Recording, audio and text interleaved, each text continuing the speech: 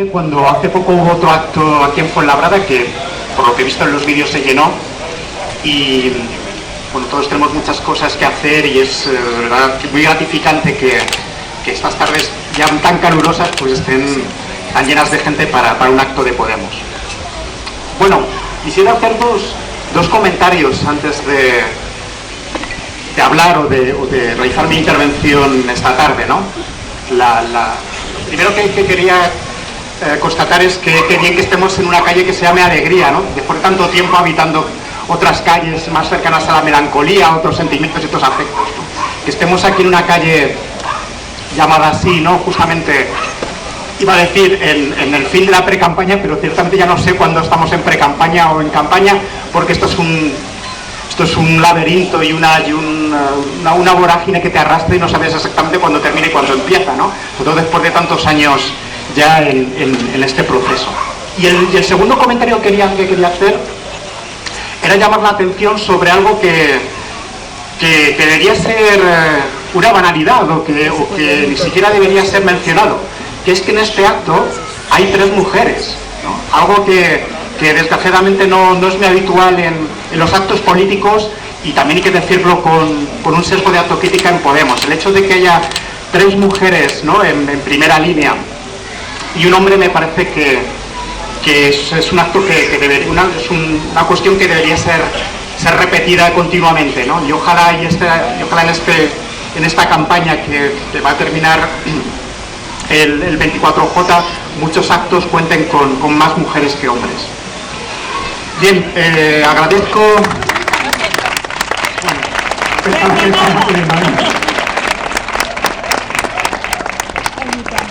Bueno, y lo de Rita en el momento adecuado.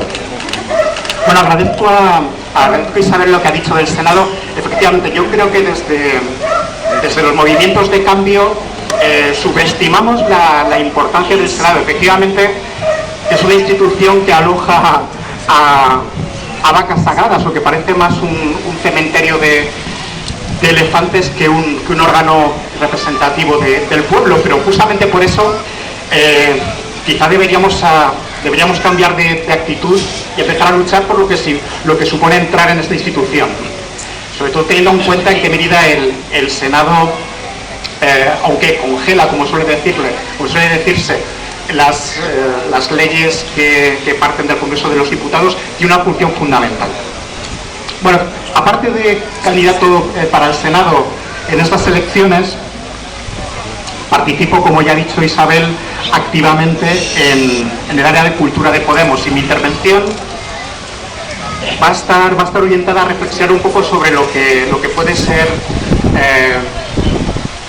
impulsar la lucha cultural o dar la disputa cultural desde una formación como Podemos, teniendo muy presente algo que ha pasado aquí en Fuenlabrada, que es la lucha de los compañeros y compañeras de Coca-Cola en estos últimos 2 años. Quisiera hacer una reflexión en este sentido y ya de paso quisiera manifestar que me siento muy honrado de estar en un sitio que ha albergado una lucha de estas características y que ha sido expresión de un enfrentamiento casi entre David y Goliat. Un grupo de trabajadores y trabajadoras que, partiendo de una situación tan desagradable como es la expulsión de sus trabajos, pudieron, aunque todavía sigue la lucha, hacer frente a toda una multinacional como Coca-Cola, ¿no? El hecho de que esa lucha se viera aquí en Fuenlabrada, yo creo que tiene que llenarnos de orgullo y de ganas para seguir luchando en el futuro, ¿no?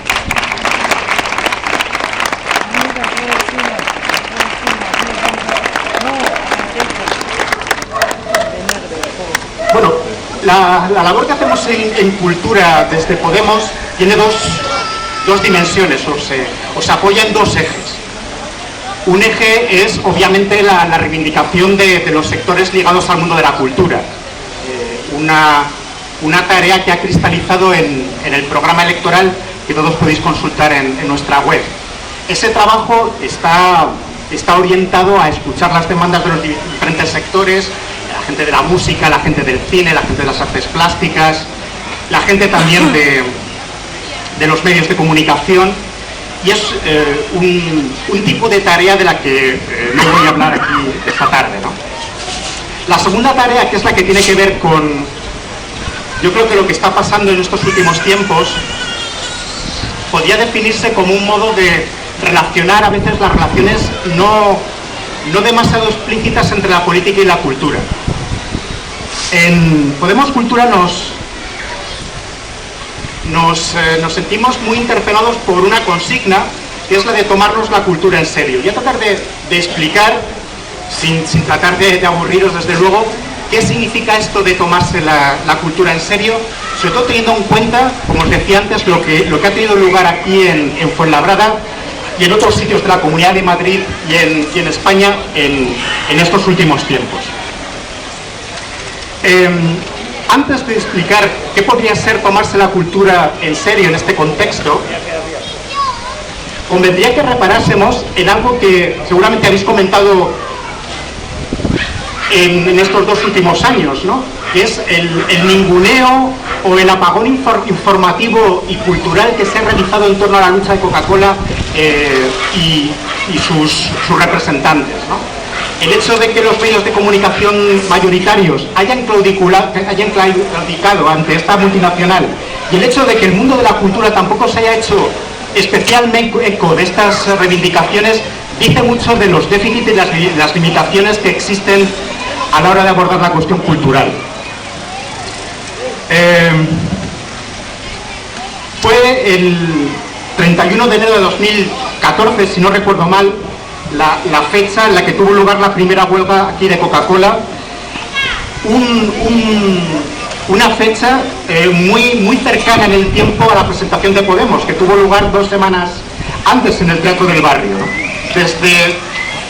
Desde enero de 2014, por supuesto, hemos vivido muchas experiencias, han pasado muchas cosas, pero si algo ha sido la mecha de todos estos cambios o de estas movilizaciones, es la conciencia creciente, o era nuestra conciencia creciente, de que nuestras condiciones de vida estaban siendo desahuciadas de formas diversas y con diferente gravedad. No quiero, desde luego, hacer una comparación entre lo que es ser expulsado del trabajo y ser expulsado, por ejemplo, de la universidad pública. En Alcalá, por ejemplo, hace 2 años, cuando empezaron a aparecer las tasas universitarias, tuvimos la iniciativa de sacar la universidad a la calle, y el lema que nos movía era el siguiente: si desahucian la universidad sale a la calle. Podemos pensar que el desahucio de la universidad no es comparable al desahucio de las condiciones de vida de nuestras casas, pero hay un hilo rojo y un común denominador que atraviesa todos estos desahucios, que es que los poderes y las élites y las oligarquías existentes tratan de desahuciarnos de nuestras condiciones de vida, unas condiciones de vida que tendrían que estar basadas en cierta sostenibilidad, en ciertos cuidados, en cierta conservación de valores fundamentales, invitadas a abandonar su puesto de trabajo. La primera reacción de muchas personas afectadas por esta cuestión fue de shock, ¿no? de impacto, ¿no? No se podían creer lo que estaba pasando, ¿no? Sin embargo, lo significativo, y esto es lo que voy a tratar de comentar muy brevemente, porque afecta a la cuestión cultural, toda esta situación de impotencia, de shock, esta situación de perplejidad que entra en escena pues cuando nos quitan el trabajo, cuando nos quitan nuestra casa, fue enseguida contrarrestado por la creación de una red de solidaridad y un tejido afectivo extremadamente potente. Si no fuera por la capacidad que tuvisteis de compensar y acompañar esa lucha con relatos de lo que erais, de lo que estaba pasando, con compañerismo, con solidaridad, con incluso experiencias de otros colectivos o de otras movilizaciones que en el pasado marcaron el rumbo, posiblemente esa lucha hubiera sido mucho más difícil. Ahí es donde encontramos siempre el valor cultural, el valor de los valores, el valor de las lecturas, el valor de los recuerdos de luchas anteriores. Si os planteo esta cuestión es sencillamente porque hoy estamos ante un desafío y un envite histórico. Una lucha que enfrenta, por una parte, a quienes defendemos una llamada cultura de la habitabilidad, una cultura del cuidado, una cultura de la solidaridad, una cultura del tejido común, y los que quieren que nuestra vida esté sometida a un estado incesante de peligro, de shock, recortando las condiciones en las que se sostiene cualquier vida digna. Esa lucha pasa también no solamente por salir a la calle, sino por hacer uso de la cultura. Al final de mi intervención comentaré cómo las luchas, y concretamente la lucha de Coca-Cola, ha tenido una expresión magnífica en el plano cultural. Cuando hablamos de cultura en Podemos, cuando intentamos hablar de la cultura en serio, siempre contraponemos la imagen de la España en serio que propone Rajoy y el PP. Este es el lema, como sabéis, del Partido Popular. Una España en serio que al mismo tiempo se toma muy a la ligera las condiciones de vida de la gente. En las discusiones, por ejemplo, que hemos tenido estos últimos tiempos con los representantes de cultura del PP, nos ha llamado la atención el descrédito, la falta de interés por la cuestión cultural. Tanto es así que en muchos de los actos no nos decían quién se iba a presentar, simplemente ponían el latiguillo aún por determinar. Es una buena expresión, una buena metáfora de lo que ha sido la cultura para el PP o la política cultural del PP, algo aún por determinar, El hecho de que todos los días nos hayamos desayunado con noticias de corrupción es algo que nos llena de indignación, es algo que nos produce un profundo coraje, pero al mismo tiempo es una estrategia orientada a cierta desmoralización. El problema de la corrupción del PP no es solamente que determinados personajes se pongan testículos de animales en la cabeza después de cacerías, o que hayan acometido tantas barbaridades en el plano, me atrevo a decir, antropológico. Es que esta cuestión de que todos somos corruptos y de que la corrupción es algo generalizado invita también a una desmoralización social. No podemos caer en la tentación de caer en esa desmoralización, porque la cultura del PP es una cultura efectivamente que tiene unos valores muy concretos en el ámbito económico, unos valores que podríamos definir como neoliberales, pero al mismo tiempo va acompañada de una cultura de la corrupción, una cultura del individualismo, una cultura del sálvese quien pueda, una cultura que justamente tiende a desgarrar el tejido social que se ha construido en los últimos tiempos al margen de los partidos políticos, porque esto también hay que decirlo. Es esta atmósfera de inevitabilidad y de cinismo la que tenemos que combatir y a la que también ellos buscan arrastrarnos. Salvando, por supuesto, las distancias y sin ánimo de molestar a nadie, hay un paralelismo entre estas luchas y estas movilizaciones y el proceso que ha tenido lugar en Podemos. Alguien dijo una vez, y la cita es apócrifa porque se dice que es de Gandhi, pero otros dicen que es de Schopenhauer, que una idea de cambio, una idea exitosa de cambio o una hipótesis exitosa de cambio atraviesa siempre tres fases. Una idea que termina calando, que termina tocando la tecla social, atraviesa, digamos, tres etapas. Una primera etapa de ridiculización. Se considera que esa propuesta es extravagante, es intempestiva. Una segunda fase de oposición violenta. Y una tercera fase de implantación y de incorporación irreversible en el sentido común. Lo que ha pasado con la lucha de Coca-Cola y lo que ha pasado con Podemos obedece a este esquema. ¿Recordáis cuando al principio se nos decía que Podemos estaba plagado de frikis? Que todos los frikis del mundo estaban en Podemos. Bueno, pues parece que ahora los frikis han cambiado también de bando. Quizá la cuestión de lo que nosotros llamamos mucho, y perdonad la palabreja, la cuestión de la hegemonía cultural tiene que ver con el hecho de que los frikis también han cambiado. Curiosamente, quien planteó esta idea, el primero que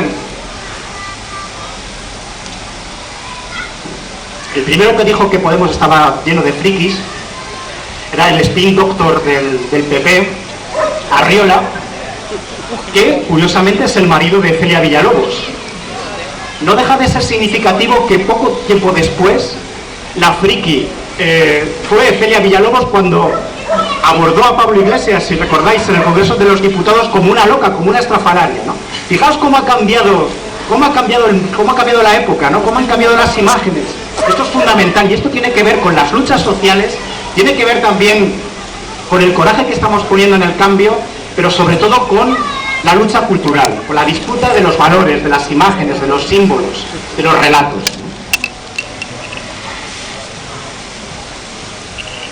En esta lucha se nos dice que estamos a punto del sorpaso del PSOE. Esta mañana también nos hemos desayunado con unas encuestas del CIS que efectivamente dan un resultado buenísimo para Podemos. No saben lo que van a votar.